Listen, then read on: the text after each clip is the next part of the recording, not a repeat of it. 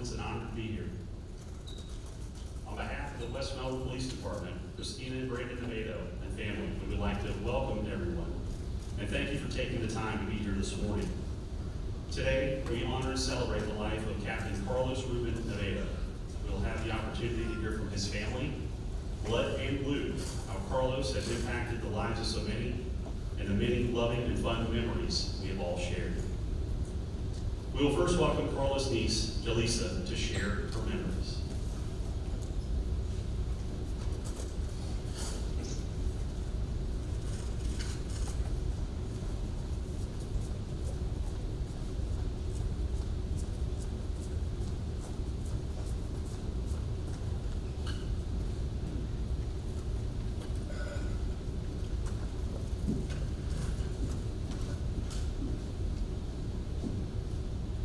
In honor of the life and service of Captain Navedo, Master Sergeant Ryan Friend with the United States Air Force presents his family an honorary badge with his own number. He will now forever be an honored member of the Air Force law enforcement community. Through this badge number, the men and women of the Air Force Security Forces will shoulder his memory and carry on his legacy.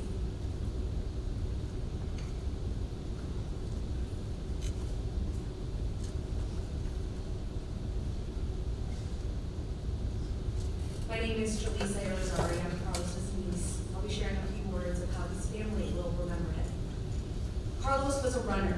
Our family didn't come from much, but in 1991, a pair of sneakers and a good attitude was enough for him. He was a scrawny 16-year-old boy from Mount Pleasant Projects in Connecticut. He ran Neighborhood High's track team to a state open championship and the New England Cross Country State Championship all in the same year. They took the state championship again in 92. Carlos didn't run with his legs. He ran with his heart, a race of selflessness he spent a lifetime trying to complete. But that's the thing about running with your heart. You never stop. Carlos joined the U.S. Army shortly after graduating from Newburgh High School in 1994. He married his high school sweetheart, Christina, a woman he spent a lifetime loving. He served in the Army National Guard before joining the West Melbourne Police Department for roughly 20 years.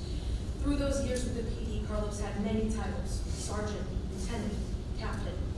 But nothing gave him more joy than being titled dad to Brandon Navedo, his 17-year-old son. Carlos's race finished on June 4th, 2022. His footsteps will never be heard rounding the second turn at Veterans Stadium.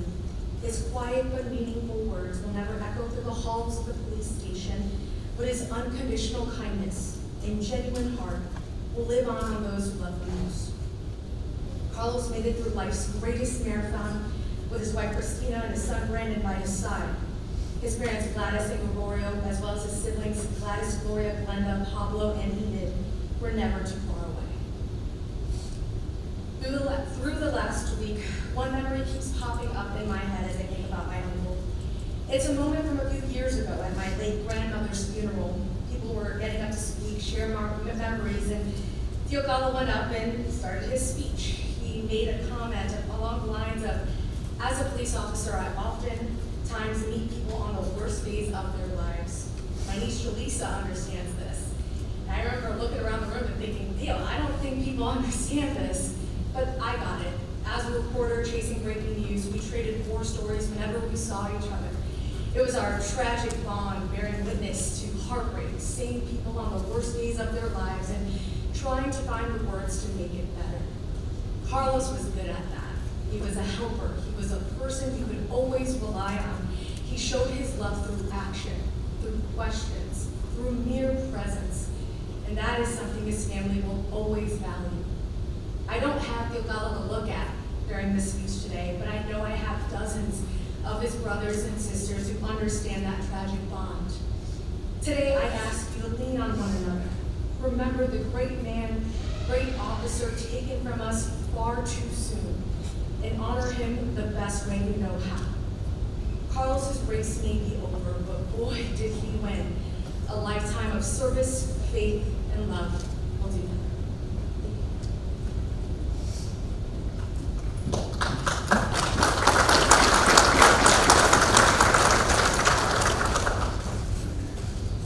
Thank you, Jaleesa.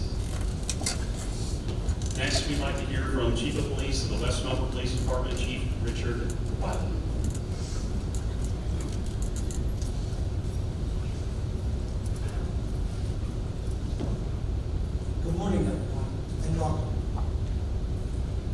allow me a few minutes to speak in Spanish as a tribute to Carlos. Buenos días a todos, bienvenidos.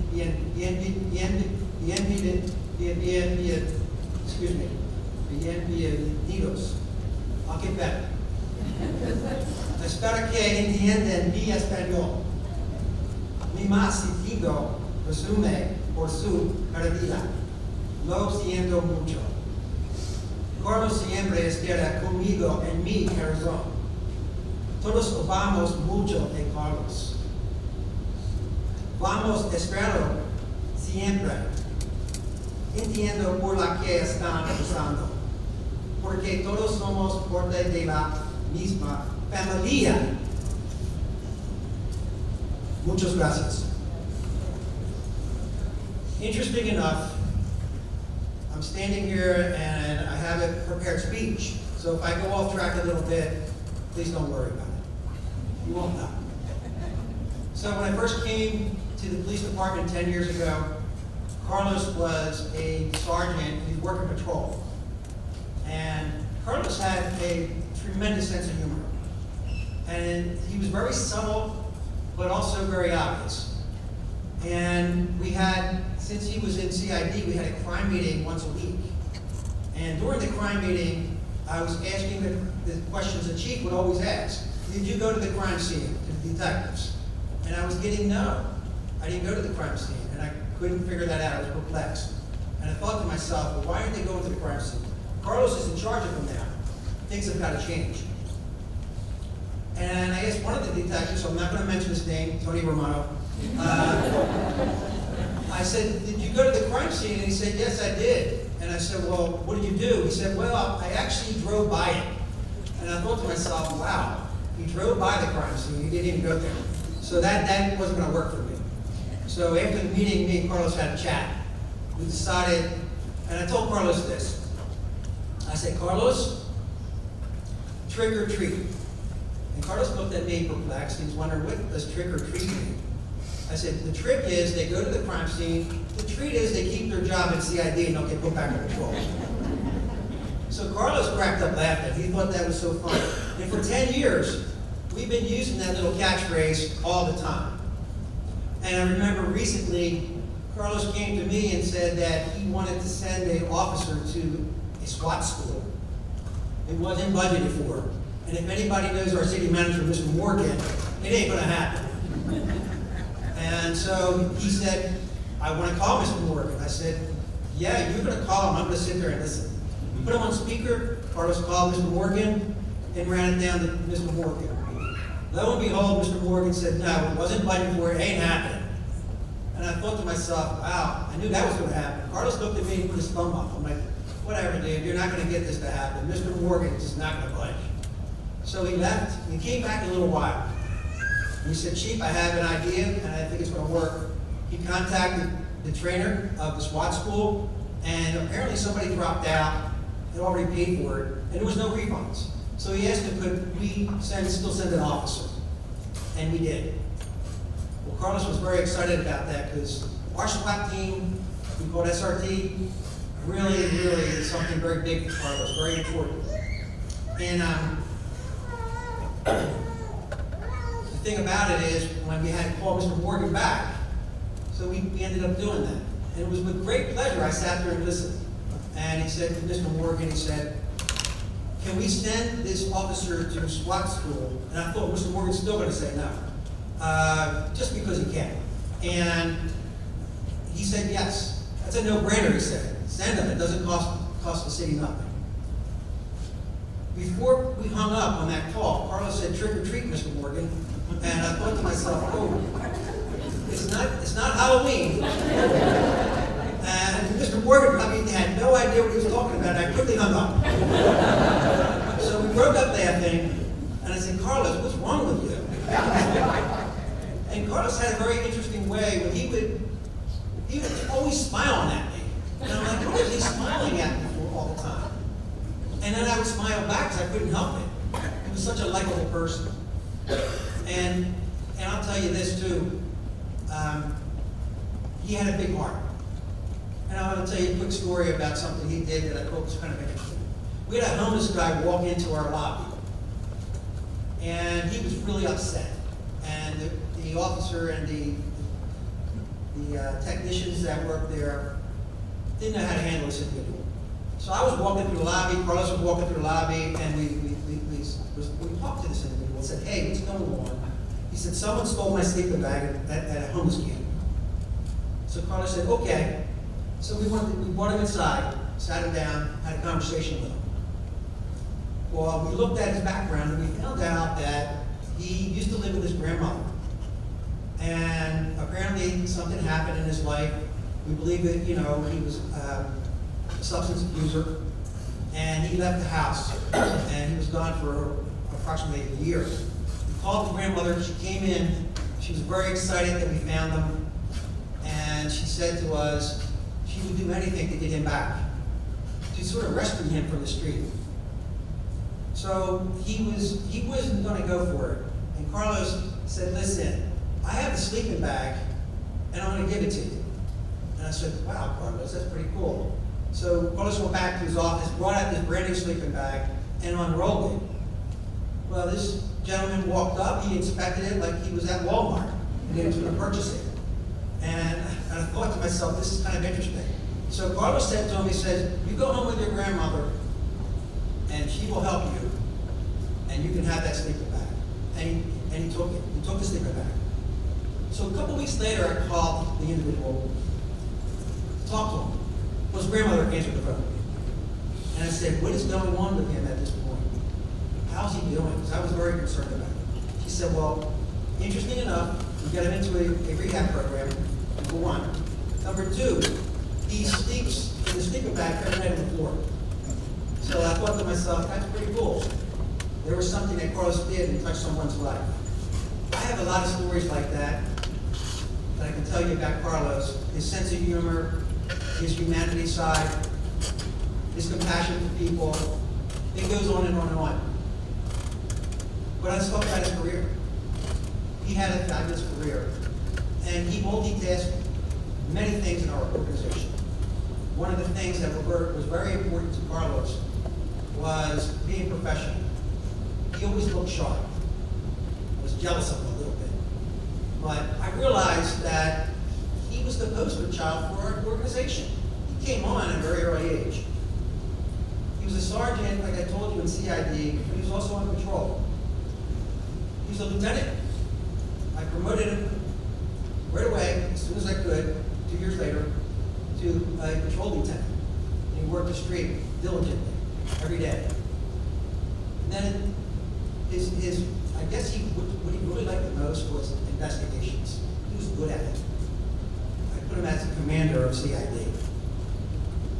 And, Carlos, I think he said, trick or treat, again to me, under his breath as he walked away later. So he got back to CID. It's really where his heart was. But then that wasn't enough for the organization. We needed Carlos to do other things. So we promoted him again to captain.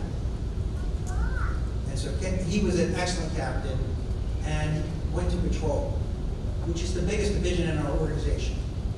Hardest job in the police department. And another great, outstanding job for Carlos. Wasn't enough though. We wanted to round his career. We decided to put him in support services, which no one likes. But Carlos took the challenge. And on top of that, not only did he take the challenge, he excelled at it. He was in charge of the budget, which was kind of good because, as Mr. Morgan will tell you, I'm not very good with budgets. He broke it down, and I really got to look at the budget in different aspects. That's another outstanding job. I remember one time I was angry at Carlos. One time. And I said to Rich Cordeaux, our deputy chief, I said, Rich, call him up, bring him over to the office. I am going to tell him, I'm going to give him a piece of my mind, actually. It was over, believe it or not, the cars weren't clean enough. And I used to get upset over little things. So by the time Carlos walked from his office to Richard Cordeaux's office and walked in with that smile on his face, I forgot what I was going to yell at him about. but that's the kind of effect he had on you. It was everlasting. And you could never get mad at him. I've never heard anybody speak ill about the man. I only heard praise. And for me, that's an incredible life. The 20 years that he impacted everyone in our organization, and especially the citizens. The way he treated people was unbelievable. When they left, they always felt good. When they came, they didn't feel that way. So Carlos made sure he put the extra effort in to make sure they felt good about what occurred and that we provided an excellent service to them. In conclusion, Carlos was a kind, hardworking, trustworthy, dedicated boy employee. He could always be counted on to do whatever was needed. We will miss you, my friend. May you rest in peace, my brother.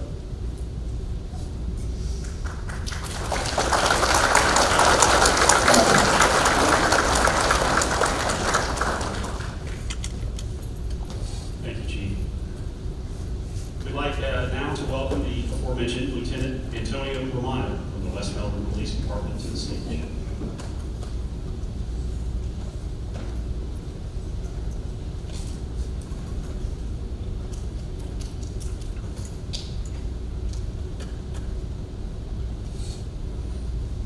For the record, I drove by the crime scene slow.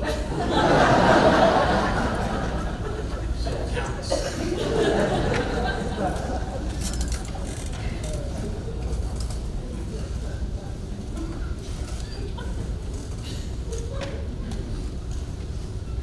There are many memories I have with Captain Navedo.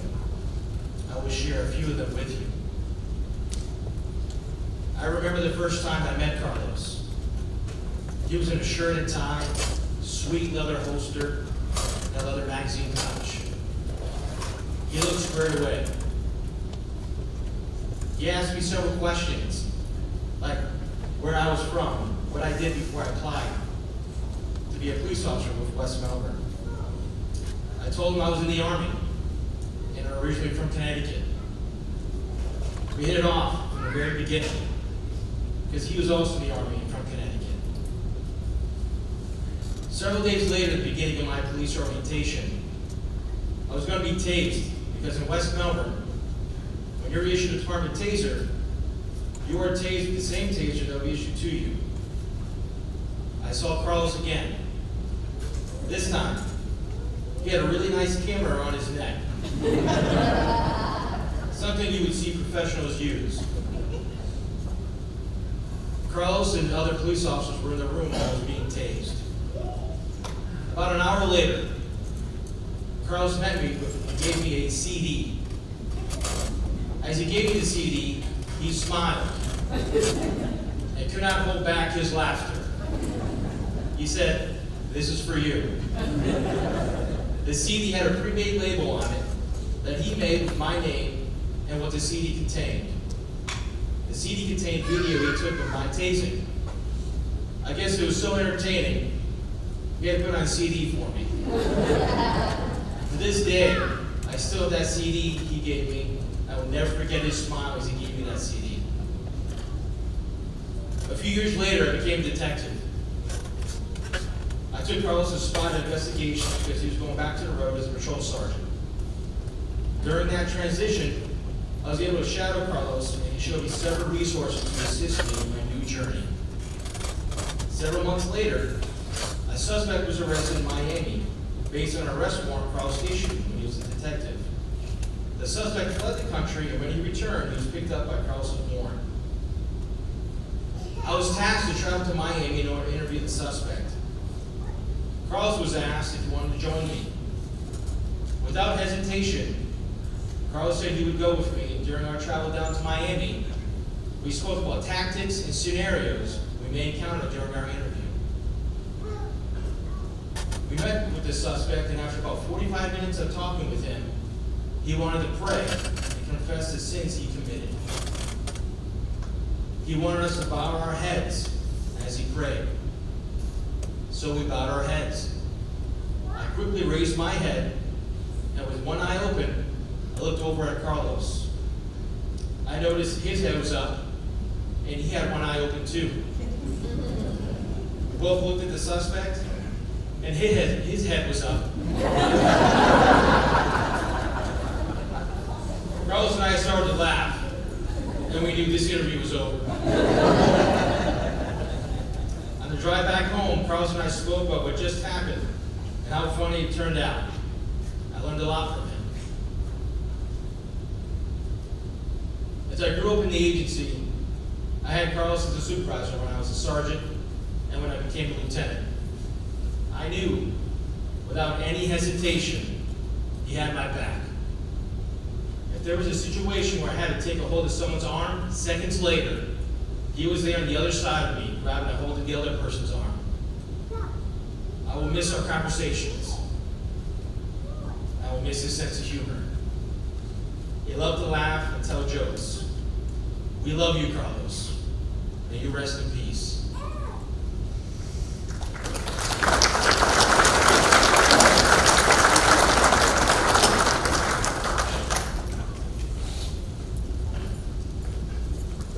Tony, just to let you know, we are in possession of that CD. And we will be playing it on a loop in just a little while. But at this time, we'd like to hear collectively from Officer Brian Leonard, Administrative Assistant Eddie Mae Sage Walker, and Senior Administrative Assistant Charnel Cole, who will reflect on the life of Captain Navedo.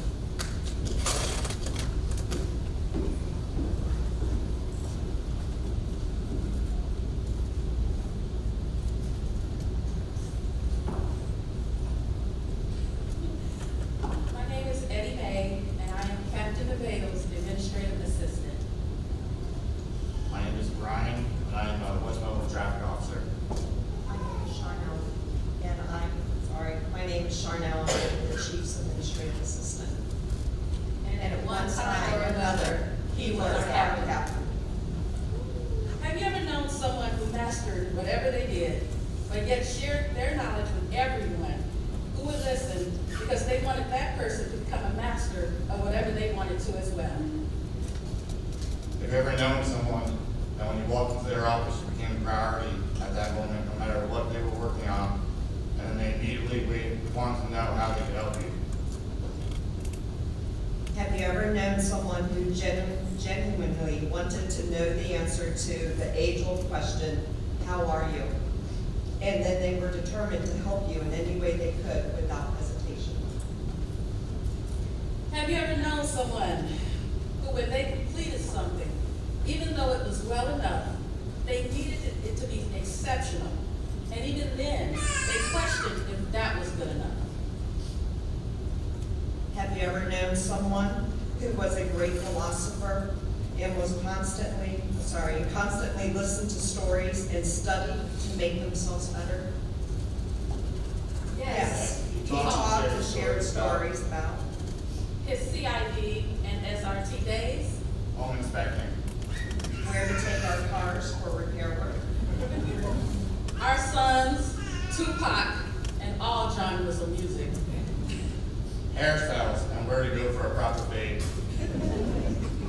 going on adventures. It doesn't matter if it's a week or a weekend or to the other side of the world. Building the closet, Building the fireplace. Moving anyone who needed to be moved 3 times for me. the many websites he created, The past businesses. The ice cream shop. cryptocurrency, The stock market. Cottage cheese in the army. videos that Brandon took of him while he was building everything, Traveling to Europe and dealing with pickpocketers. The past camping, fishing, or biking trips. And the upcoming Tennessee trip with Brandon. rebuilding the kitchen cabinets with glass in the doors, Whitewashing the fireplace and building his own outdoor kitchen. The doors that he built and replaced. and yes, he was our solar advisor, Confining. Financial advisor. younger person, because I was always the older person.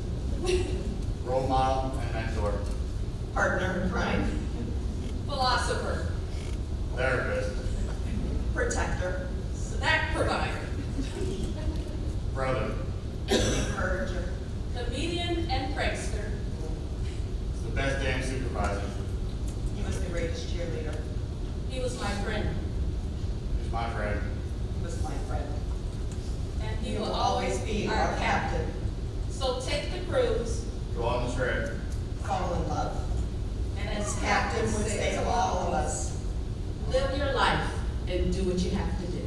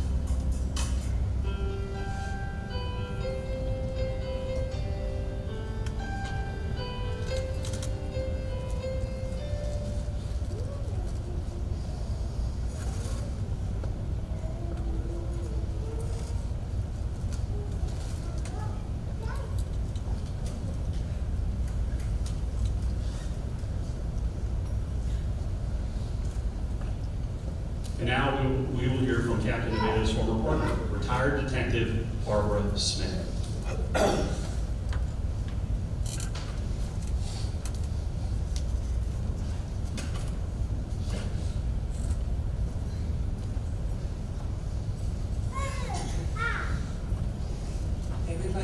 Everybody came here with a pre-form and written, but I'm not that kind. I'm more off the cuff. I think that I want to tell you my side. Everybody said all the words of what Carlos really is, caring and smart and just a great guy with a smile on his face all the time. So we all know that. But my side is a little different. I love Carlos. Everybody in the police department who knows me knows that. But I'd like to sort of tell the story of how Carlos came to West Melbourne. About 20 years ago, we were starting to have desk officers, and they hired Carlos part-time. So me, being inquisitive, I started conversation and talking, and I learned that he's from Connecticut, that he actually did a little jewelry repair. He talked about his mother, actually, and he talked about his wife all the time. And we sort of got an idea of, his family life. So he tells me that he's going to go to the police academy in Osceola County. I said, Osceola County? That's an hour away. You're going to work part-time here, do 8 hours at the academy, travel back and forth, that's another 2 hours. You can't do that. So he looked at me like I'm crazy, but he sort of got used to me. And I told him if he waited 7 more months, they had a police academy before county. So he said, I'm gonna go home and talk to my wife, Christina. And maybe that's an idea, but I really want to be a police officer. 7 months, you can wait. So he comes back and he tells me that he really wants to, do what I say. It's a good idea. That he'll wait 7 months, still be the desk officer, but go to Fort County. So then I went to our former chief, Brian Locke, and said, hold on, we got this guy here, cute, smart, bilingual, and he's going to go to the police academy. We really should sponsor him, because if we don't, you know how those sheriffs are. They go there at the academy and they start talking about their helicopters, their boats, and all the stuff that they have that we can't compete with in West Melbourne. So he took that advice, and Brian Locke went and got him sponsored. So now he goes to the police academy sponsored. Of course, he's graduated at the top of his class. Carlos ended up with a master's degree. If there was anything to learn, he was out there. He was, we have already said it, extremely smart. So he graduates, comes back, and he's on patrol. And so we have interaction because I'm in CID. And eventually, it wasn't that far, a couple of years go by. And the only other partner I had was our deputy chief, Richie, I call him Richie Cordeaux. And so Rich was moving on and becoming a sergeant, so he was leading me. So that was an opening for Carlos. So now, even though it looked like an odd couple, Carlos and I are partners. And we were partners for years. We spent a lot of good times together, many laughs. When we would do an interrogation, or a conference, or whatever you want to call it, Carlos always sat to my left, and there I would go. I would always start. And sometimes I would pound a little. You keep on talking. Eventually they want to confess because they want to shut me up. And so, but if I was running out of steam, Carlos would reach over and tap my knee. And that meant, Barbara, you look like you're running out of steam, and he would just jump right in. So our confession rate was high. It really was high. So we sort of made a good team. It got a little further. We would talk. Carlos was kind of, great at work, but he kept a lot to himself, except to me, you know, and I heard a lot of good stories. In fact, I kind of feel touched that I finally got to meet his mom, and his mom said, "Oh, I've heard about you, Barbara, for years." And so, yeah, it was that kind of relationship. So, one other story I want to tell. One of the years we were partners together, Central Middle School was having a problem with bomb threats. And that year, they had nine bomb threats in 1 year. Carlos and I solved, with confessions, 8 of them. And so the principal got to know us really well because we spent a lot of time at Central. And we got asked to come to dinner. And it was Christina, Carlos, and me. And it was really nice because we don't get a lot of interaction with the family too much. So it was good to have finally somebody appreciating us, giving us a home-cooked meal, and we had dinner at the principal's office. And that was kind of our yin and yang. You know, we were different, yet we had the same goals. So all this stuff about how great he is. And everything you can say about him, that's why we're here, because he touched people. I think I've lost a piece of my heart, but he'll always be there. For me, it was love. And watching him gain the ranks, you know, going from sergeant to lieutenant to captain, there could be no better person. There wasn't a task, I'm sure, that the chief gave Carlos that he didn't complete. He was that kind of guy, you know. So it's difficult. I still can't believe that I've lost such a good friend. You know, I live alone, so Carlos used to come by, especially every single storm, and come with sandbags. I think I have about 15 sandbags in my garage. And every time I come with Carlos, I don't even have flooding. I worry about you, put the sandbags, and you put them on my garage every storm. After every storm, he'd be back, checking, you all right, everything good? And that was just who he was. You know, I'm the lucky one. I got to see the personal side of him, and this is a great loss. You know, great loss for everybody. Brandon, he spoke about, so proud of him. You know, he had a lot of direction for him. He loved it. Last I spoke to him, he said, he was telling me about Brandon and his group of friends and how tight they were. And what a great kid. And what could you expect? It was Carlos' son. So I'm here to say, I guess this is supposed to be goodbye. I don't know if it'll ever be goodbye, but I'm grateful to see everyone here. I'm grateful for him being in my life. You know, there are no words, you know, to lose somebody so young, but you don't lose, there's still a place, he'll always be there. So for me, it was my heart, and he turned out to be like part of my heart. So, Carlos, I did it, and so I'm glad that he knows my feelings for him.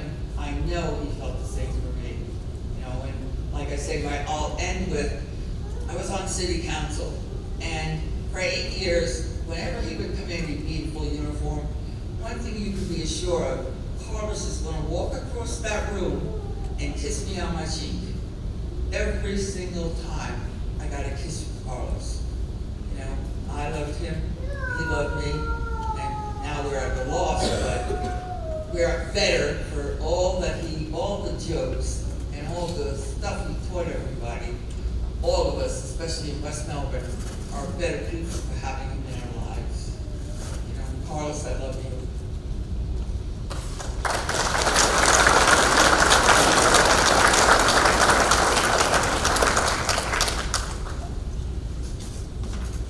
Thank you, Barbara. Our final speaker will be Deputy Chief of the West Melbourne Police Department, Rich Cordell.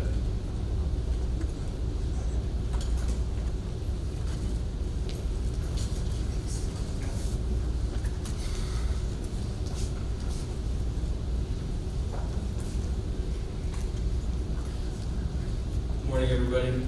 I apologize ahead of time if I'm going to be that guy. I'm going to try not to. Again, my name is Rich Cordo, for those that don't know me, and I'm the Deputy Chief of the Police Department. I'm also, admittedly so, the recovering partner of Barbara Smith. I've had the distinct honor and privilege of working with Carlos since he was hired as a desk officer way back in 2002. I was one of his field training officers, and to prepare for this speech, I looked through a lot of things, a lot of old documents, a lot of pictures, a lot of reports, and stuff like that. I scrolled through his 600-page training documentation. What a ride down memory lane that was. Aside from the property receipts he completed for 3.5-inch by 5-inch floppy disks containing photo evidence, I found a resounding theme on his daily observation reports. And that theme was not observed. For those of you familiar with the program, where do you think I found that theme? It was under the least acceptable performance category of each day.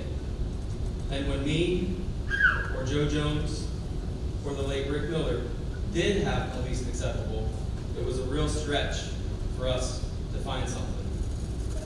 Carlos was the epitome of a model trainee. His eyes and ears were always wide open, taking it all in. He was down to earth, he was funny, yet he was respectful and eager to learn the job. He definitely made being an FTO a rewarding experience. He carried those same traits throughout his entire career. After working together for 20 years, I could go on and on with a lot of stories. Some are appropriate for this environment, and some are not. I shared one of my funniest Carlos stories about our trip to Miami Beach for a homicide class with Christina a few days ago. She knew the story already, and we had a good laugh. Again, I'm not telling it. Some are appropriate and some are not. Along with a lot of my coworkers, we've spent many hurricanes together over the years. Carlos and I both became first-time dads together around the same time in 2004. We had our shenanigans in the woods on our four-wheelers back in the day with Roy and Justin and Bo and Bill. Then there was our whitewater rafting trip in North Carolina with a lot of our coworkers at that time. You guys probably saw the picture in the slideshow. Carlos was the one with the blonde tips. Again, like many of you, I could go on and on with my stories, but I'm going to shut up now. Sort of. We want you to hear from Carlos himself. Back in 2002, when he applied to go to the police academy, there was a writing exercise that everyone had to complete. The topic: tell us about yourself and why you want to become a police officer. These are Carlos's words. I was born in Florida, Puerto Rico. Wait, what? I was born in Florida, Puerto Rico, and my understanding is that there is a second name after Florida that I can't pronounce, but that's the name of the city. In 1975, I'm quoting again. In 1980, we moved to Hartford, Connecticut, where I lived until 2001. I graduated from New Britain High School in June of 1994. While there, I served as captain of the varsity track team for 4 consecutive years. In 1994 through 1996, I attended Central Connecticut State University in search of a degree in the field of criminal justice. In 1996, I decided to join the U.S. Army in order to get the experience I needed in order to be successful in everything I did. Be all that you can be. In January of 1996, I joined the U.S. Army and served on active duty until January of 1999. While on active duty, I became airborne qualified, became senior radio operator, got my infantry expert badge, my physical fitness expert badge, and attended pre-ranger school. I was also in a scout platoon, long-range surveillance unit, squad sniper. In 1999, I finished active duty and went back to school at Central Connecticut State University in pursuit of a college degree.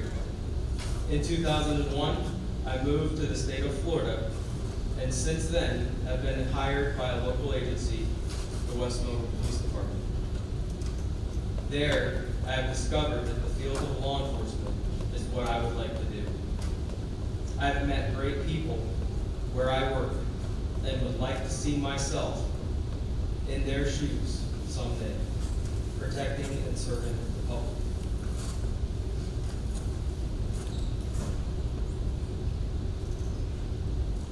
I don't know about all of you, but those last few sentences were pretty powerful to me. Carlos always was all that he could be. Because of that, he achieved his goal of protecting and serving the public. Not only did he walk in our shoes, but let me tell you, he left one hell of a pair of shoes to fill. Rest easy, brother. We love you.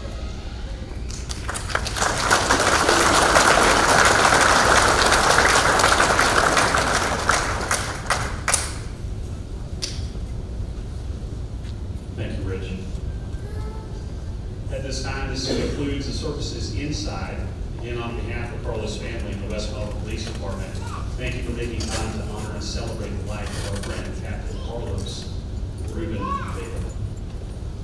We will all proceed outside the auditorium for the presentation of the flag, Captain Navedo's last radio call, 3-volley salute, and the playing of taps.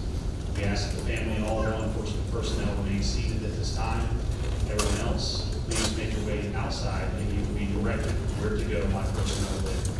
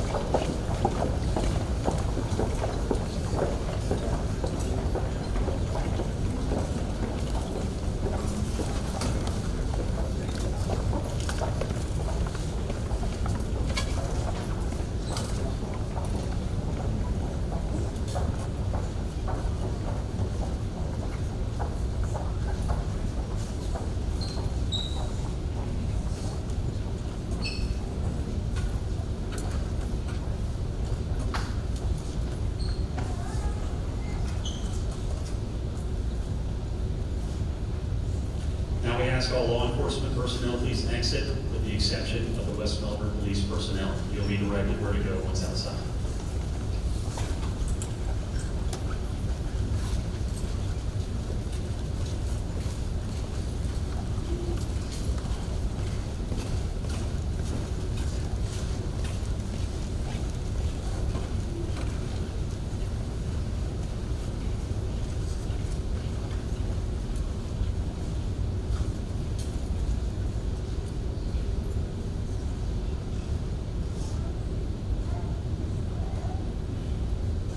West Melbourne Police personnel, please exit.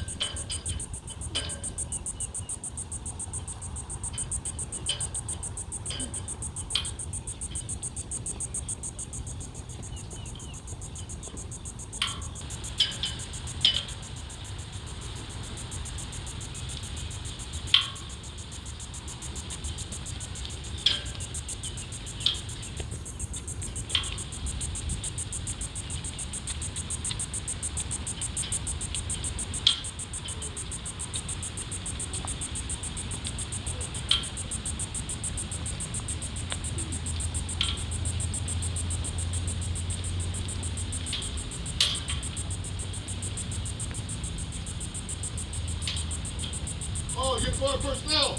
Order up.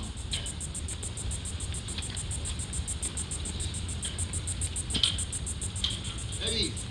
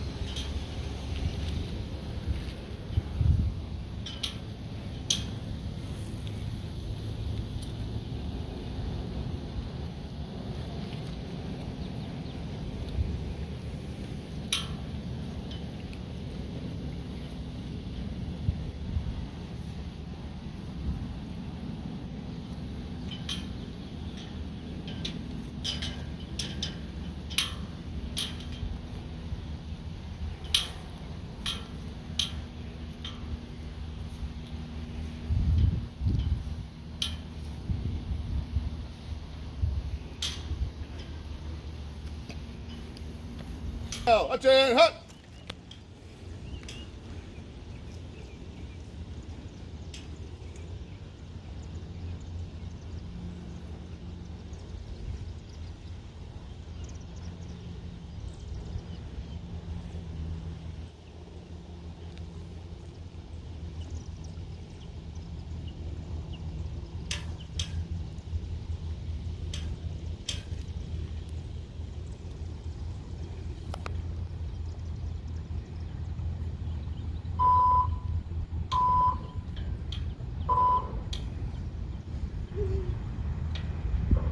Regard to West Melbourne 4.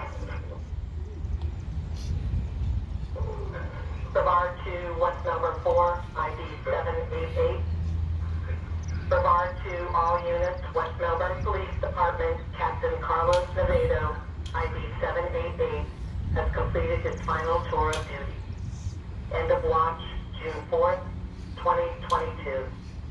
Thank you for your service, sir. You will be greatly missed, and we'll take it from here. Captain Carlos Navedo, ID 788, is 10-7. Rest easy, friend.